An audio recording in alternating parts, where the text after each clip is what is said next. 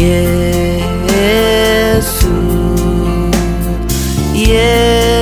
Yesu, sioni cha kukulipa ila na shukuru. Yesu, Yesu, Yesu, Yesu baba yangu,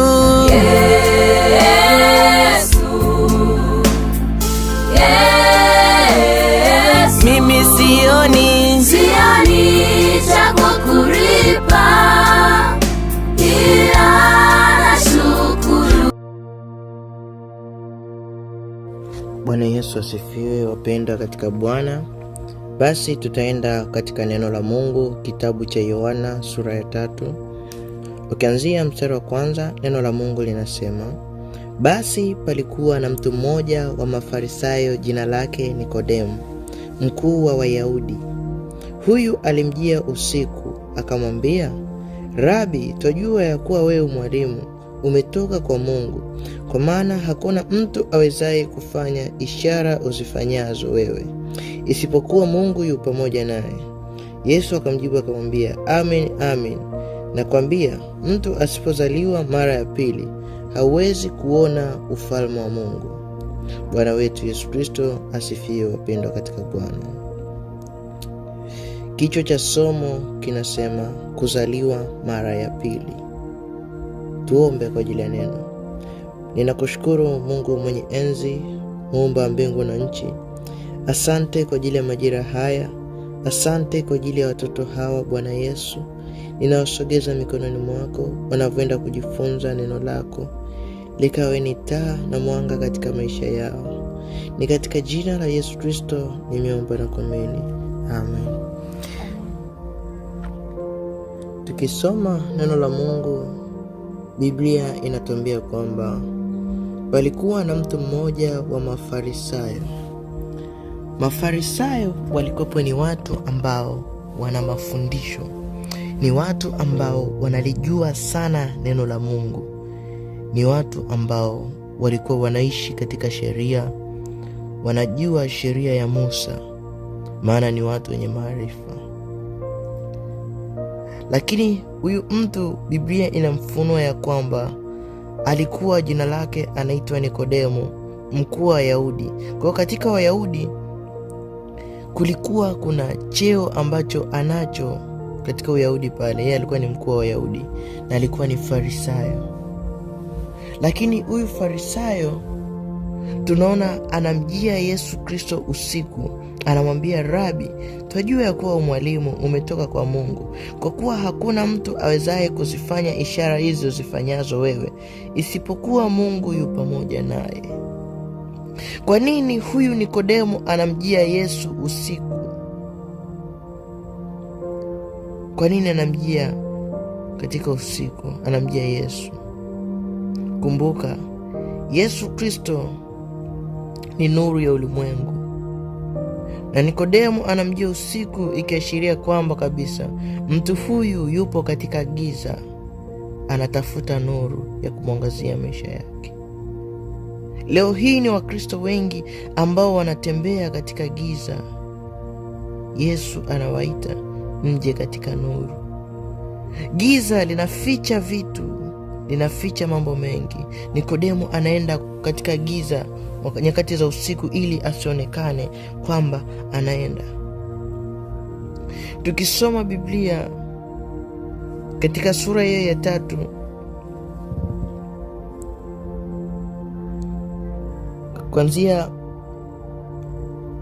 ukisoma kuanzia mstari ule wa 18, anasema, amwaminie yeye hahukumiwi, asiyemwamini amekwisha kuhukumiwa, kwa sababu hakuliamini jina la mwana wa pekee wa Mungu. Na hii ndiyo hukumu, ya kuwa nuru imekuja ulimwenguni, watu wakapenda giza kuliko nuru, kwa maana matendo yao yalikuwa maovu. Maana kila mtu atendaye mabaya huichukia nuru, wala haji kwenye nuru, matendo yake yasije yakakemewa. Kwa hiyo tunaona huyu Nikodemu anamfuata Yesu usiku, ikimaanisha kwamba alikuwa na matendo maovu. pamoja na kuwa Farisayo, lakini matendo yake yalikuwa ni mabovu. Ilikuwa inaashiria, manake alikuwa ni mtu ambaye anapita katika giza, na Yesu Kristo ni nuru. Anamfuata, anamwambia tunajua na tunakiri.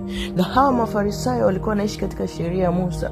Kwa hiyo kuna watu ambao wanaishi katika sheria ya Mungu, wanaishi katika sheria ya Mungu, wanaonekana kabisa kwa nje ni watakatifu, lakini matendo yao ni maovu.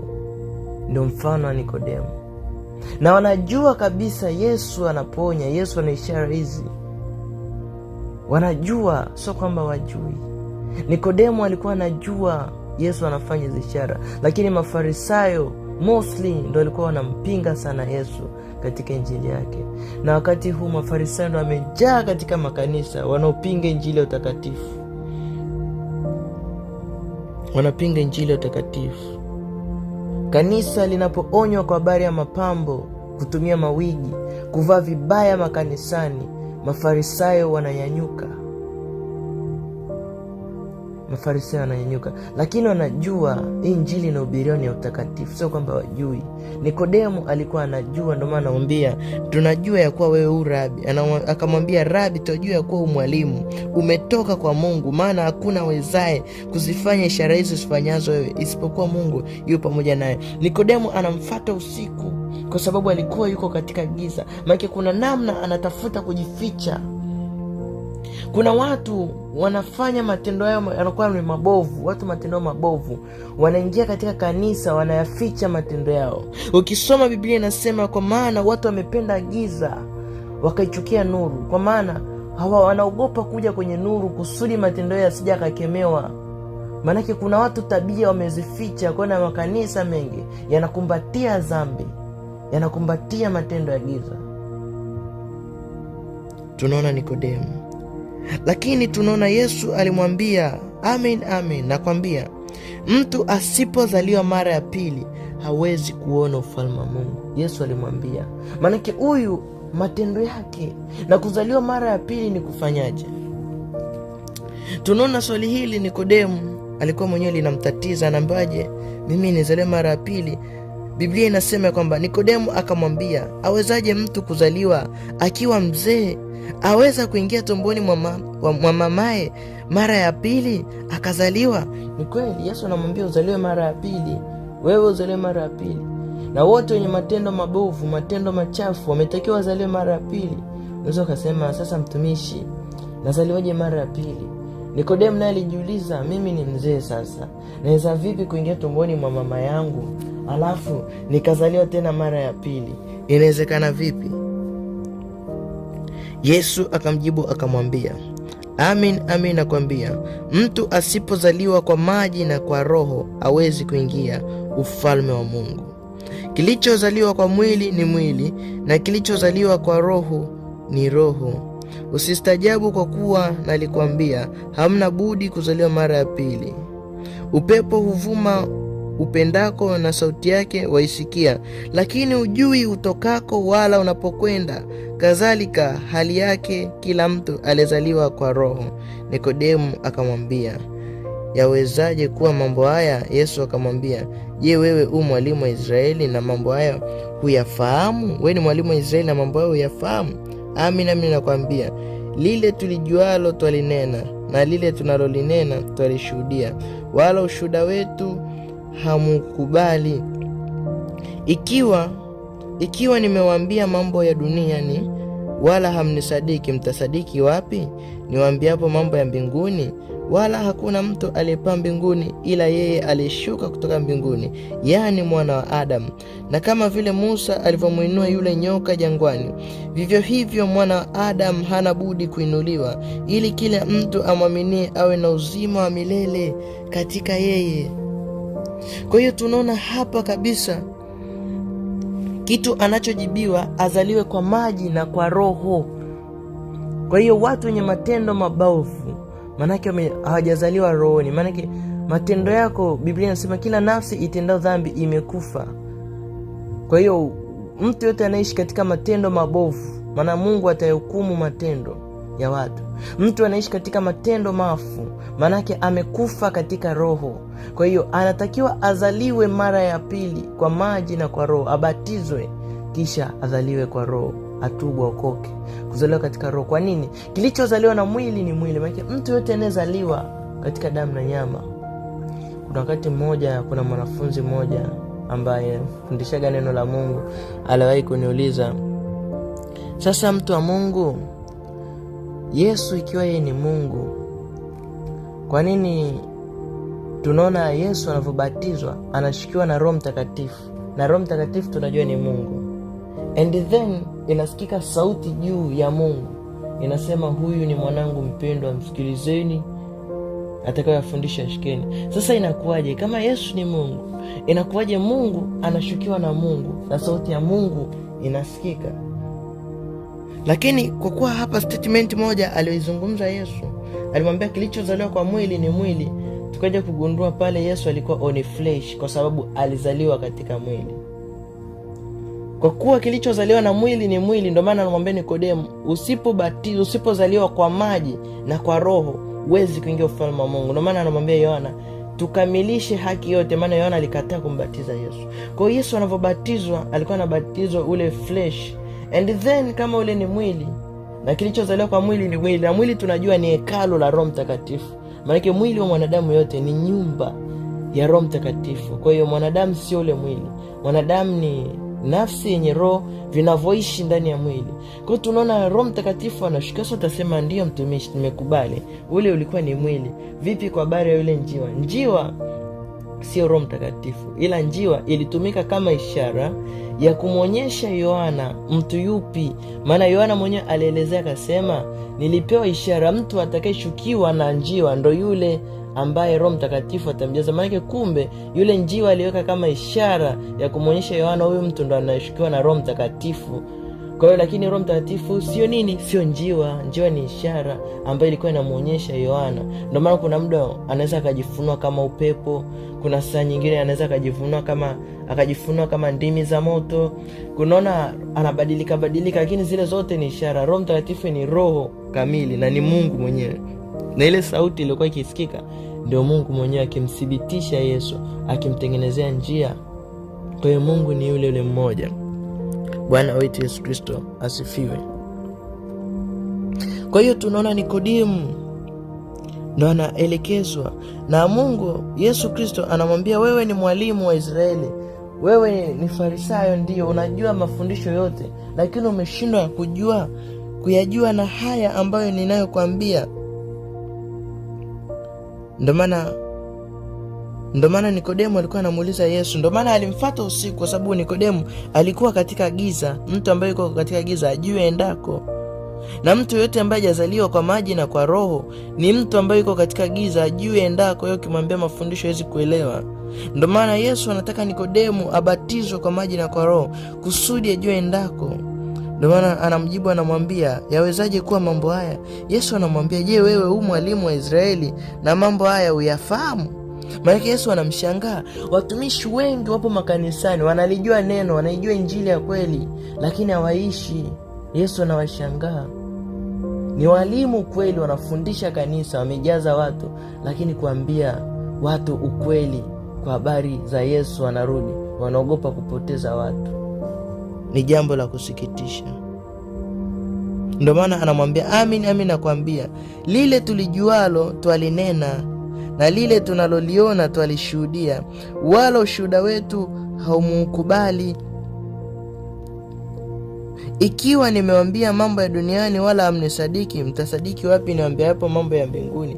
Maana mambo ya duniani walishindwa kumsadiki Yesu. Yesu anaambia mambo ya duniani, watu wengine hawajasadiki kweli. Bwana Yesu asifiwe. Kuna siku nimeona watu wanabishania. Kuna ambao wanauliza ubatizo wa jina la Yesu, wengine ubatizo wa Baba, Mwana na Roho Mtakatifu, upi ubatizo sahihi? Nikaa naangalia, lakini nachoshukuru Mungu, Roho wa Mungu alitoa ufunuo sahihi, wakaelewana wale watu. Hilo ni somo lingine, kuna siku tutakuja kuliangazia.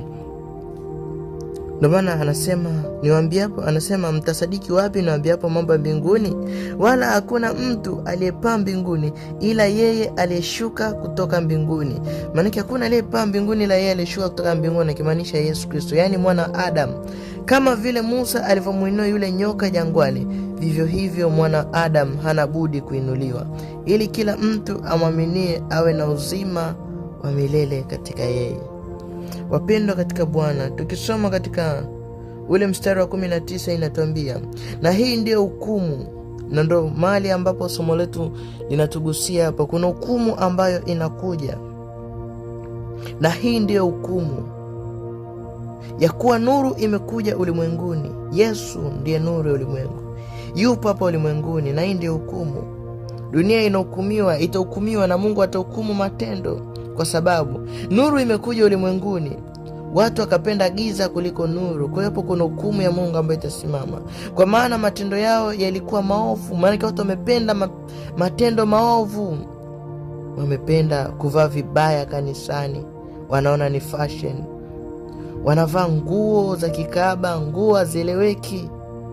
Dunia imeingia kanisani na kanisa limerudi duniani. Maana kila mtu atendaye mabaya huichukia nuru. Ukimwambia, ukikemea mawigi, wanaama hilo kanisa, nakwambia mafundisho tuyataki. Neno linasema watu wamependa mabaya, anasema na atendaye mabaya huichukia nuru. Mstari 20, maana kila atendaye mabaya huichukia nuru. Hakuna anayetenda mabaya afa kaipenda nuru. Wote wanaopenda mabaya wanaichukia nuru. Manake watu hawapendi mafundisho. Ukiwaambia kunyoa denge ni dhambi, akwambia Mungu anaangalia moyo. Je, mimi naulizaje swali, je, kinachozini ni moyo au mwili? Mbona ukizini kwa jinsi ya mwili, roho inahesabia dhambi? Ndio maana Biblia inasema wala haji kwenye nuru matendo yake yasije akakemewa. Hawakubali. Lakini wale watendaye kweli huja kwenye nuru, ili matendo yake yaonekane wazi kuwa yametendwa na Mungu. Wewe mpendwa katika Bwana, Bwana Yesu asifiwe. Ukijiona unakemewa au mtu anakuja na ujumbe anakuambia kwa habari ya kitu fulani ni dhambi, acha, unaona ndani yako unasikia hasira, unaona unajua umeipenda giza.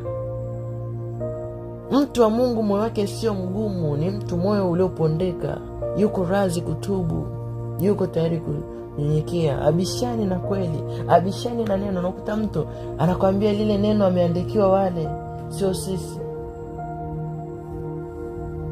Neno la Mungu linasema, na hii ndiyo hukumu, kwa kuwa nuru imekuja ulimwenguni, watu wakapenda giza kuliko nuru, maana matendo yao yalikuwa ni maovu.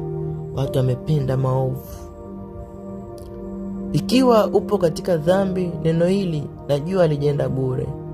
Najua kuna mtu ambaye limemgusa. Maana neno la Mungu linasema, Bwana hulituma neno lake nalo halikumrudi